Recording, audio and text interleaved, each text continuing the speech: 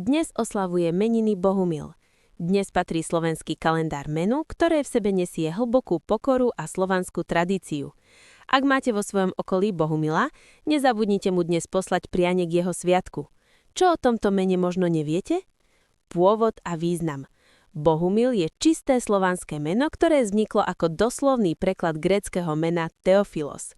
Skladá sa z dvoch častí, Bohu a milý.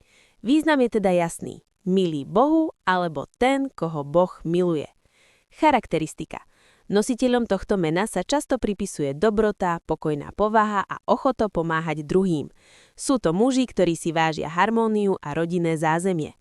Domácke podoby. Bohuš, Bohuško, Milko alebo Bohumilko.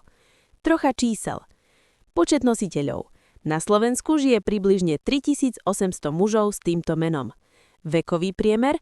Bohumil patrí medzi mená s bohatou tradíciou. Jeho priemerný vek na Slovensku je okolo 64 rokov. Je to meno, ktoré v sebe nesie múdrosť a skúsenosti generácií. Zaujímavosť.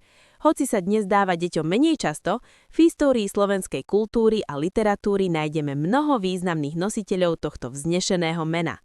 Všetko najlepšie, Bohumilovia. Poznáte nejakého nositeľa tohto tradičného mena? Označte ho v komentári a potešte ho dnešným meninovým pozdravom.